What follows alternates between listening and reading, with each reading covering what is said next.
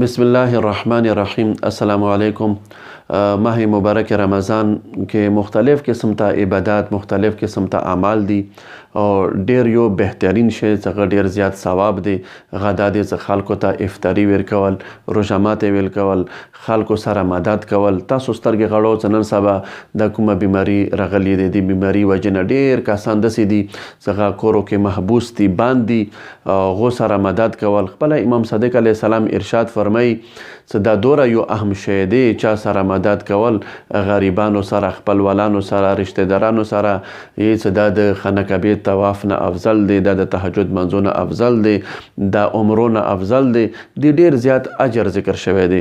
خپله قرآن مجید کې یې چې ما عندکم ینفد و ما عند الله باق.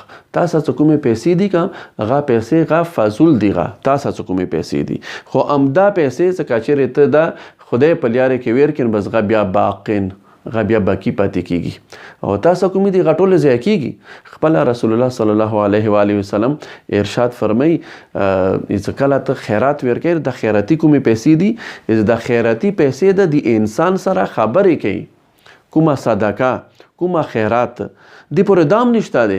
دا خبره نه دی دی پورې دا څوره زیاتې دي یا کمې دي، دا واس پسې دی. تاسو څوره واس دی، غواس مطابق ته څوره ورکوي. رسول الله یې څخه تاسو خبرې کوي، صدقه خیرات ته یې څه ایکاس آفرین وي تا باندې، ته زه کم وم او تا زه زیات کم، او زه فني وم او زه تا باقي کم.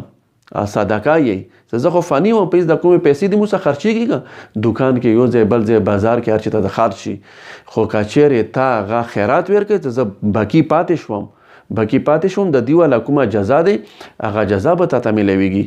دوستانو تاسو ته پاته دی چې قرآن مجید کې یې چې کله انسان وفات شي نو هغه چې کله وکسي چې د دې څوره زیات اجر و، چې که ما چا باندې خرچه کړې وی د دې څوره زیات اجر و، نو هغه به یې چې لولا اخرتنی الی اجل قریب فاصدق واکن من الصالحین. هغه به یې چې ای کاش پروردګار ته ما یو ځلې بیا زنده که، ما سه یو کار پاتې شوی دی، څخه کار نه پاتې دی، غا وکم. وی غا څه کار دی؟ کار اندا دی چې زه چا باندې خیرات او زکات او چا سره زه کومک وکم چې د دې اجر کله قیامت په ورځ باندې انسان وکسي.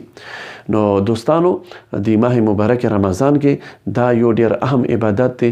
ټولو نه اول خپل کور کې خپل بچي، مور او پلار، ورپسې بیا نزدګیر رشتہ دار د حدیثونو کې بیان شوي دي. هغه د بعد بیا نور ګاونډیان، همسایه وغیره د څوره انسان واس رسیږي.